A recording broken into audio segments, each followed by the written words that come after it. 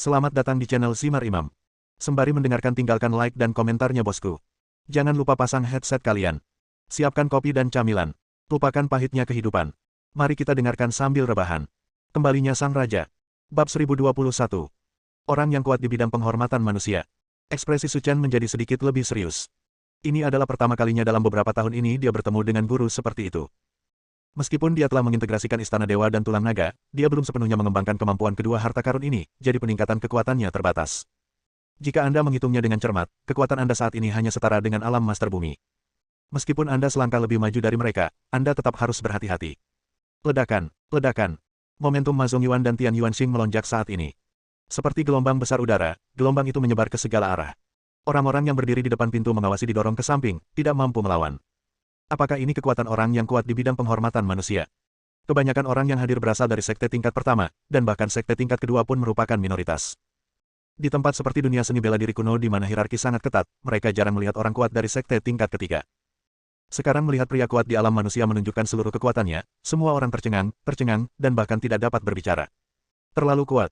Sangat kuat. Su Chen berdiri perlahan, karena semuanya sudah siap, aku akan bermain denganmu hari ini. Begitu dia selesai berbicara, tubuh Su Chen melintas. Tidak ada seorang pun yang melihat gerakannya dengan jelas. Ketika mereka melihatnya lagi, dia sudah muncul di belakang Ma Zongyuan. Bagaimana ini mungkin? Cepat sekali. Ma Zongyuan tampak panik. Dia tidak menyangka Su Chen akan secepat itu. Bahkan jika dia mendapat berkah dari harta rahasia, dia tidak bisa sesat itu.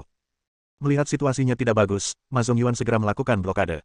Tapi Su Chen memukul begitu cepat sehingga dia tidak punya waktu untuk bereaksi. Ledakan. Su Chen memukul Ma Zongyuan dengan pukulan yang kuat. Tubuh yang terakhir terbang keluar, menghancurkan meja makan di belakangnya menjadi berkeping-keping. Bagaimana mungkin? Melihat kekalahan Ma Zongyuan, semua orang yang hadir sangat ketakutan. Ma Zongyuan adalah ahli dalam bidang penghormatan manusia. Dia dikalahkan seperti ini. Tidak mungkin. Su Chen juga terkejut. Pukulan tadi, aku telah menggunakan seluruh kekuatanku, tapi aku tidak membunuhnya. Tampaknya Ma Zongyuan masih memiliki kekuatan. Sekte Master Ma, apa kabar? Apakah kamu masih bisa berdiri? Tian Yuanxing berkata dengan ekspresi ngeri. Jangan khawatir, kamu belum akan mati. Ma Zongyuan menepuk-nepuk debu di tubuhnya, menyeka darah dari sudut mulutnya dan berdiri. Dia belum mati, tapi anak ini telah memperoleh harta rahasia dan sangat kuat. Bahkan jika kita bergabung, kita harus berhati-hati. Tian Yuanxing mengangguk melalui konfrontasi sebelumnya, dia sudah memiliki pemahaman komprehensif tentang kekuatan Su Chen. Sejauh menyangkut situasi saat ini, jika keduanya tidak bergabung, tidak ada kemungkinan untuk membunuhnya. Keduanya berdiri di depan Su Chen, Tian Yuanxing berkata. Su Chen, kamu memiliki harta rahasia dan masih terobsesi dengannya, jadi hari ini adalah hari kematianmu. Begitu kata-kata itu keluar, keduanya bergegas menuju Su Chen pada saat yang sama. Momentum mereka yang tak tertandingi sepertinya ditumpangkan pada saat ini. Kekuatan yang meledak sama sekali tidak sesederhana 1+1. Mereka yang tidak tahu bagaimana hidup atau mati, aku akan bermain serius denganmu hari ini. Pikiran Su Chen bergerak, dan semua zenki di tubuhnya menempel di tulang lengan kanannya. Perasaan panas dan terbakar datang lagi, dan Su Chen berteriak. Menderita kematian. Dalam sekejap, semua orang menyadari bahwa udara di sekitar kepalan tangan Su Chen tampak terdistorsi. Namun, yang lebih mengejutkan adalah saat Su Chen meninju, sepertinya kepala naga meraung dan mendarat langsung di Ma Zongyuan dan Tian Yuanxing. Ah! Dua jeritan terdengar di hotel, tubuh Ma Zongyuan dan Tian Yuanxing seperti layang-layang dengan tali putus, berlumuran darah, mereka jatuh dengan keras ke tanah dan tidak bisa bangun. Ini, bagaimana ini mungkin? Kepala dari dua sekte tingkat ketiga benar-benar mati di tangannya. Semua orang yang hadir tercengang. Menghadapi situasi ini, mereka mengira Su Chen pasti akan mati. Namun, orang terakhir yang meninggal ternyata adalah Ma Zongyuan dan Tian Yuanxing. Setelah pertempuran, Su Chen juga sedikit terengah-engah. Meskipun dia sekarang satu tingkat di depan mereka berdua, dia masih kehilangan sedikit kekuatan dalam menghadapi serangan gabungan kedua orang itu. Tampaknya dengan kekuatannya sendiri, dia tidak dapat bertahan hidup di wilayah sekte tingkat 4 untuk saat ini. Anda harus meningkatkan kekuatan Anda sesegera mungkin. Kalian, apakah kalian yakin? Suara Su Chen sangat pelan, tapi terdengar seperti guntur di telinga orang lain. Berdebar. Semua orang yang hadir berlutut ke arah Su Chen. Bahkan Ma Zongyuan dan Tian Yuanxing sudah mati. Jika Anda tidak menerimanya, Anda mencari kematian. Saya menunggu untuk menyerah. Dengan jentikan jari Su Chen, aliran energi disuntikkan ke tubuh orang-orang ini. Jika kamu berani melakukan apapun terhadapku, Su Chen, di masa depan, jangan salahkan aku karena kejam. Saya tidak sabar.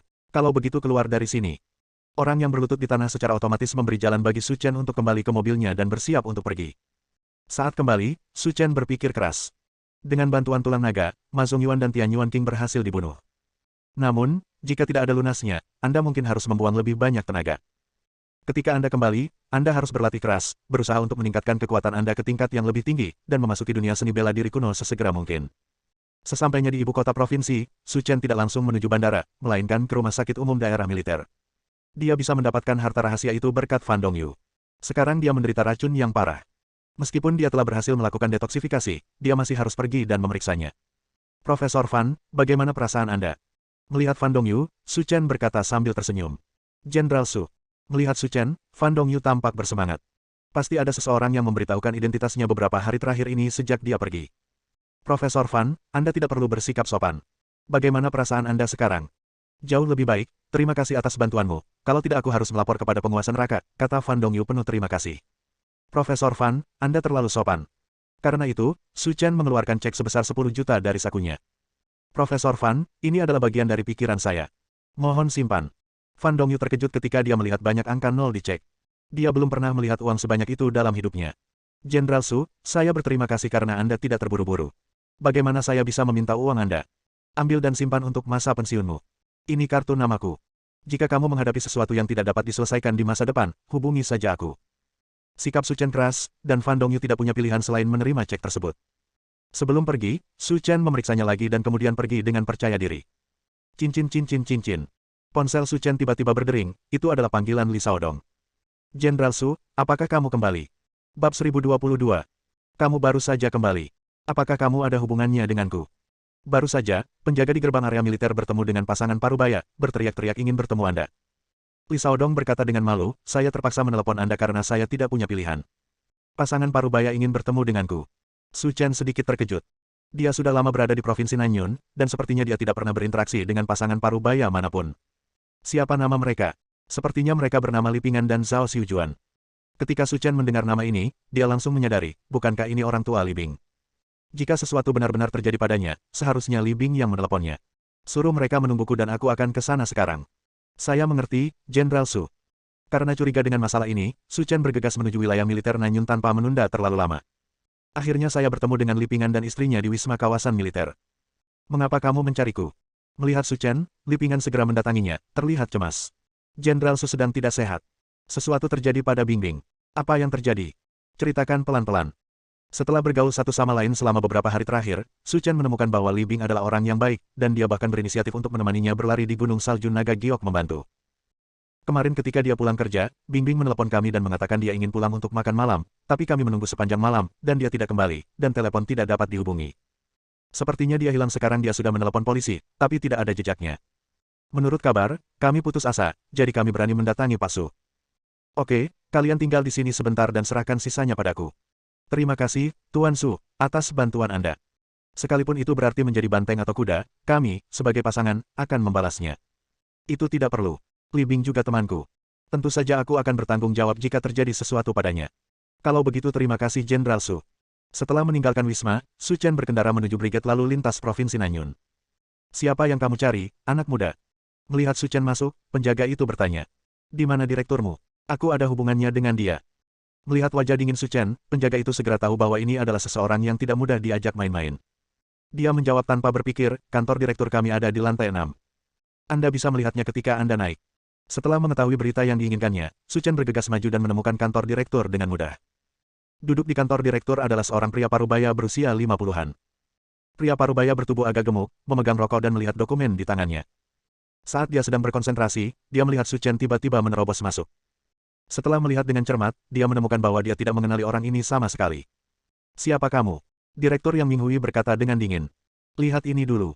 Su Chen tidak membuang waktu dan hanya membuang sertifikat petugasnya. Dengan benda ini, Anda dapat lebih sedikit berbicara dan menyelesaikan banyak hal. Membuka kartu identitas militer Su Chen dengan curiga, Yang Minghui tertegun dan hampir jatuh dari kursinya. Dia adalah seorang prajurit daerah militer Nanyun yang didemobilisasi saat itu, jadi dia dengan sendirinya dapat mengetahui apakah kartu identitas perwira militer tersebut asli atau tidak. Ketua, kenapa kamu ada di sini? Meskipun Su Chen berasal dari daerah militer Jinling, sejak zaman kuno, ketika mereka bertemu orang-orang dengan pangkat militer yang lebih tinggi dari mereka, mereka terbiasa menyebut mereka kepala. Ini juga merupakan aturan tidak tertulis di wilayah militer. Saya ingin mengambil semua video pengawasan di pintu masuk Universitas Normal tadi malam. Oke, saya akan mengatur seseorang untuk melakukannya sekarang. Ketua, mohon tunggu sebentar. Aku akan pergi bersamamu. Tidak apa-apa. Kemudian Su Chen dan Yang Minghui tiba di ruang video pengawasan bersama. Semua video pengawasan kota dapat ditemukan di sini. Selanjutnya, Yang Minghui mengikuti instruksi Su Chen dan memanggil semua kamera pengintai yang dipasang di dekat Universitas Normal. Baru 20 menit kemudian Su Chen melihat mobil Li Bing di kamera pengintai. Sekitar pukul 5.10, dia keluar dari gerbang sekolah dan bersiap untuk pulang. Memanggil semua kamera pengintai. Saya ingin informasi tentang mobil ini. Semakin cepat semakin baik, jangan buang waktu. Saya mengerti, Jenderal Su, saya pergi sekarang. Tidak lama kemudian, Yang Minghui berlari kembali. Jenderal Su, kami sudah menemukan informasi tentang mobil ini. Tadi malam, setelah mobil ini meninggalkan Universitas Normal, tiba di Jalan Yuping dan ditabrak dari belakang oleh Santana Putih. Santana Putih mengucapkan beberapa patah kata, lalu masuk ke dalam mobil bersama mereka. Bawakan kamera pengintai dan biarkan aku melihatnya. Su Chen tampak curiga, dan kepribadian Li Bing sedemikian rupa sehingga dia tidak akan masuk ke mobil orang asing begitu saja. Pasti ada trik lain yang tidak diketahui di sini. Ketika Su Chen melihat video pengawasan, dia segera menyadari ada yang tidak beres. Postur berjalan Li Bing sangat tidak normal. Benar saja, dia mungkin telah dibius. Harus dikatakan bahwa metode penculiknya sangat cerdik. Jika Anda adalah orang biasa, Anda pasti tidak akan melihat petunjuk ini. Anda akan mengira dia masuk ke dalam mobil secara sukarela, dan Anda pasti tidak akan curiga bahwa dia diculik. Saya ingin semua informasi tentang mobil ini dan rutenya, lihat sekarang. Ya, Jenderal Su, saya pergi sekarang. Yang Minghui buru-buru menyetujuinya, dan tiba-tiba dewa yang begitu agung datang. Jika dia tidak merawatnya dengan baik, dia akan kacau sampai akhir keesokan harinya. Yang Minghui sangat efisien. Dalam waktu kurang dari 20 menit, dia menemukan pergerakan mobil Santana Putih. Jenderal Su, mereka akhirnya berhenti di pintu masuk sebuah pabrik terbengkalai di pinggiran barat. Ekspresi Yang Minghui serius, Jenderal Su, kemungkinan besar ini adalah geng penculik. Saya akan menghubungi seseorang sekarang untuk menangani masalah ini. Tidak perlu, aku akan pergi sendiri. Setelah mendapatkan kabar yang diinginkannya, Su Chen tidak tinggal diam, keluar, masuk ke dalam mobil, dan langsung menuju tujuannya. Li Xianren, kamu bukan lagi manusia. Setelah dikeluarkan dari sekolah, kamu benar-benar melakukan hal semacam ini. Saat ini, Li Bing diikat ke kursi dan tidak bisa bergerak sekeras apapun dia berjuang. Di depannya, ada lebih dari selusin orang berdiri, bertelanjang dada, dengan bekas luka atau tato di tubuh mereka, gambaran khas gangster sosial. Namun di antara orang-orang ini, ada orang lain yang dikenal Li Bing. Mantan murid Fan Dongyu, Li Xianren. Kamu tidak bisa menyalahkanku untuk ini. Hanya saja kamu terlalu cantik dan jatuh cinta pada Tuan Wang. Aku hanya mengikuti arus dan memberimu bantuan. Faktanya, Li Xianren juga memiliki kakak laki-laki tertua bernama Li Tiankui. Berbeda dengan Li Xianren, Li Xiankui putus sekolah pada usia 16 tahun untuk bergabung dengan masyarakat. Dia telah melakukan segalanya mulai dari merampok rumah hingga perampokan dan telah dipenjara beberapa kali karena hal ini. Alasan mereka menculik Li Bing adalah karena sponsor Li Xiankui, putra tertua keluarga Wang di Provinsi Nanyun, menyukai Li Bing, jadi mereka melakukan hal semacam ini. Bab 1023. Diusir dari Universitas Normal, Li Xianren kehilangan sumber keuangannya. Agar menjadi seperti kakak laki-laki tertuanya dan dekat dengan putra tertua keluarga Wang, Li Xianren merencanakan kejadian ini dengan kakak laki-laki tertuanya dan mengikat Li Bing di sini. Siapa yang kamu bicarakan, putra tertua keluarga Wang? Siapa lagi? Tentu saja keluarga Wang kami, yang menempati peringkat ketiga di Provinsi Nanyun.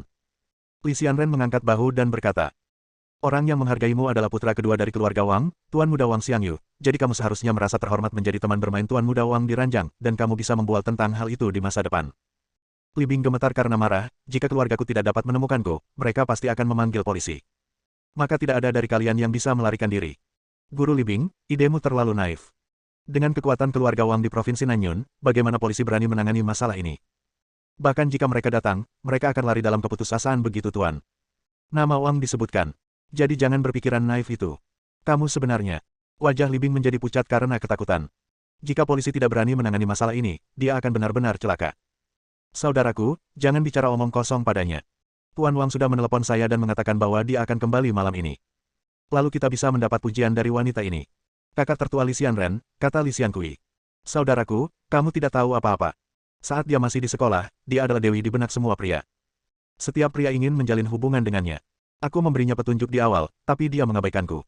Sekarang dia seperti ini. Kesempatan yang bagus, saya tidak bisa menahannya. Saudaraku, jangan konyol. Dialah yang disukai Tuan Wang. Kita yang merupakan bawahannya tidak bisa berbuat apa-apa tanpa izin Li Xiankui. Saudaraku, aku tahu ini, tetapi jika aku naik dan menyentuhnya beberapa kali, itu akan baik-baik saja. Bahkan jika Tuan Wang melihat jejaknya, dapat dikatakan bahwa wanita jalang ini memiliki temperamen yang sangat kuat. Kita harus menghadapinya. Bersamanya sebelum dia menjadi jujur. Begitu kata-kata ini keluar, Li Tiankui dan selusin mata anak buahnya berbinar.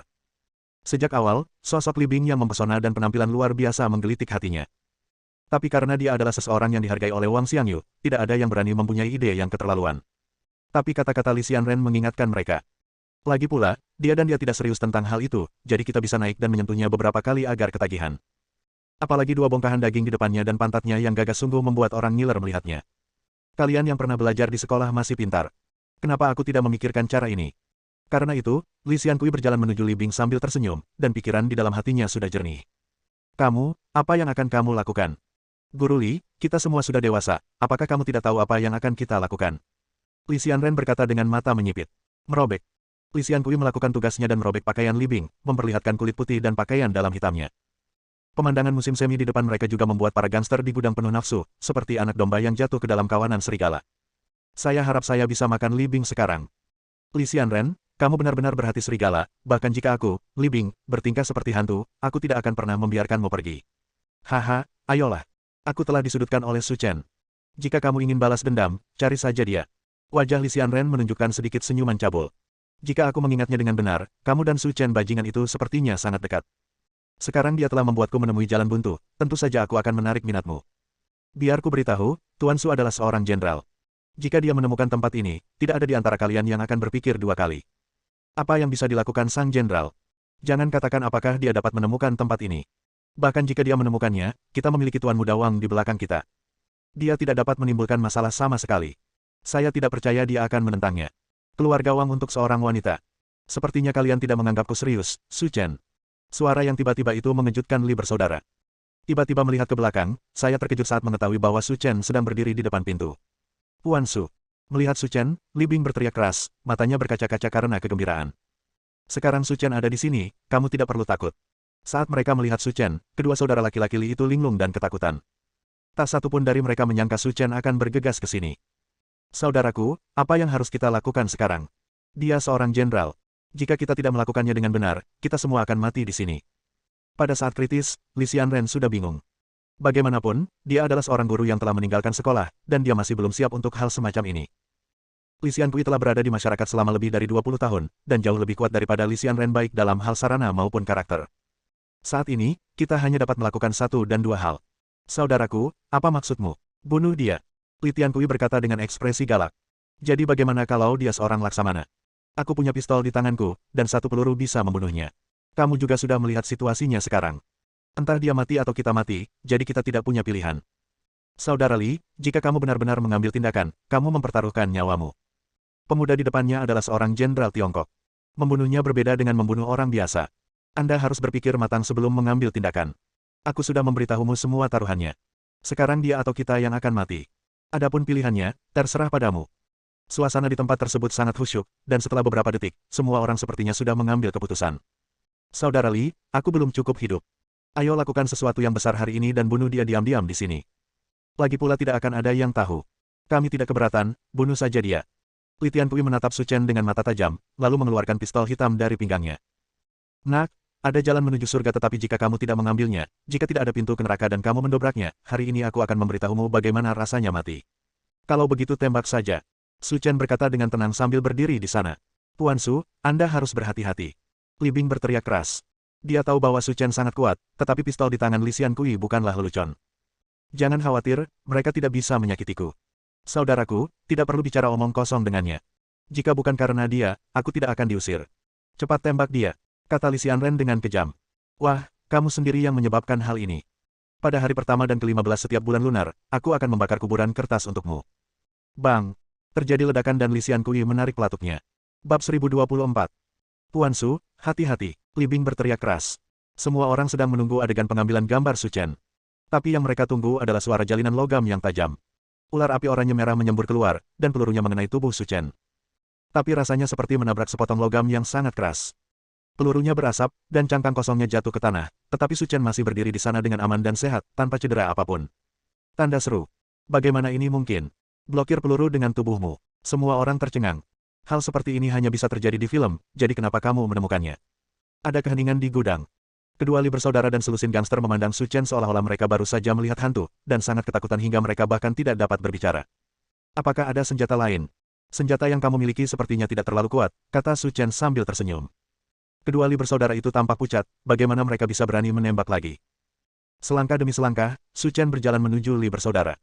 Berani menembakku, itu menunjukkan bahwa kamu masih sedikit berani, maka aku akan memberimu kematian yang bahagia, dan jangan menjadi musuhku di kehidupan selanjutnya, Su Chen. Jenderal Su, jangan bunuh kami. Wang Xiangyu meminta kami melakukan ini. Kami adalah bawahannya. Tanpa dia, kami tidak akan berani melakukan pemberontakan seperti itu. Tidak masalah siapa yang menghasutmu, tapi aku, Su Chen, ingin membunuhmu, alasan ini sudah cukup. Bang bang bang. Serangkaian ledakan terdengar, dan dua saudara laki-laki Li serta selusin gangster meledak dengan kabut darah di dada mereka. Mereka terbaring lemas di tanah, sekarat. Setelah melihat Li Bing yang diikat di kursi, Su Chen melangkah maju dan membantunya melepaskan ikatannya. Mereka tidak melakukan apapun padamu, kan? Su Chen bertanya. Tidak, tidak, kata Li Bing dengan rasa takut. Su Chen mengangguk, pakai mantelku dulu. Jika kamu keluar seperti ini, tidak baik orang lain melihatmu. Setelah Su Chen mengatakan ini, Li Bing kembali sadar. Dia melihat dia mengenakan pakaian dalam. Wanita adalah makhluk yang sangat aneh, dan Li Bing berteriak di depan para gangster ini. Tetapi ketika Su Chen melihatnya, dia menjadi lebih pendiam dan bahkan merasa bahwa ini bukan masalah besar. Ayo pergi. Aku akan mengantarmu kembali dulu. Sedangkan untuk pria bernama Wang Xiangyu, aku akan membantumu menanganinya setelah itu. Tuan Su, saya mendengar dari Li Xianren bahwa pria bernama Wang Xiangyu tampaknya sangat berkuasa, dan keluarganya sangat berkuasa di Provinsi Nanyun. Jika tidak, lupakan saja masalah ini dan jangan biarkan hal kecil ini menyakiti kamu. Li Bing menghiburnya. Ini hanya masalah kecil. Saya akan menanganinya secara pribadi besok, dan Anda dapat pergi bekerja dengan tenang mulai sekarang. Terima kasih, Tuan Su. Setelah menghibur Li Bing, Su Chen membawanya ke dalam mobil dan mengirimnya kembali ke rumah Li. Melihat putri mereka kembali, keluarga Li menangis. Tidak ada yang bisa memahami kegembiraan mendapatkan kembali sesuatu jika mereka tidak mengalaminya secara pribadi. Jenderal Su, Anda telah banyak memikirkan masalah Bing Bing. Silakan tinggal di rumah untuk makan malam-malam ini, dan izinkan kami melakukan yang terbaik sebagai tuan tanah dan mengucapkan terima kasih.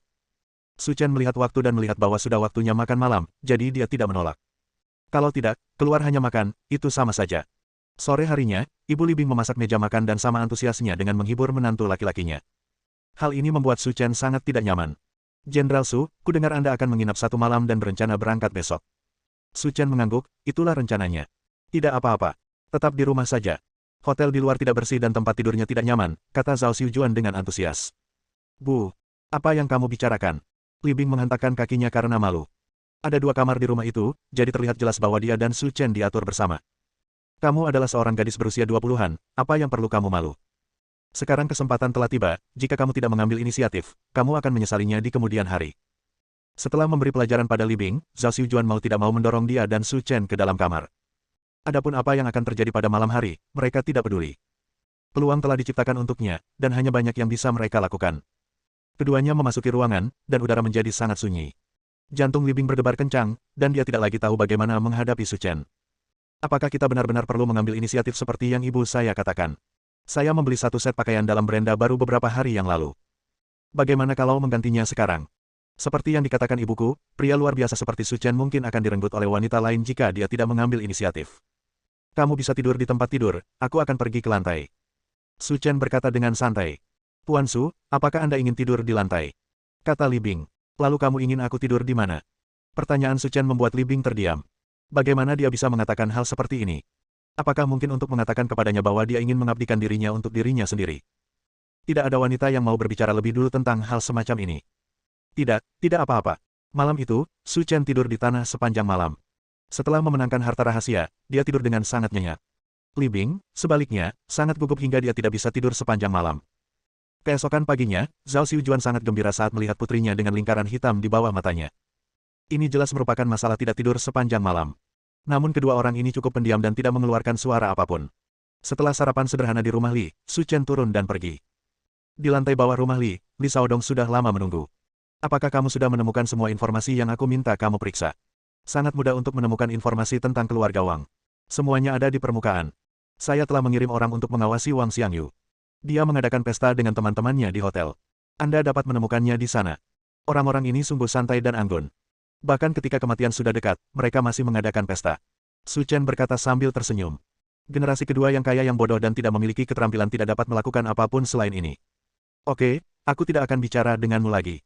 Aku akan ke sana sekarang untuk menyelesaikan masalah lalu pergi. Jenderal Su, menurut penyelidikan, ada banyak teman jahat di sekitar Wang Xiangyu. Ada lusinan pengawalnya sendiri.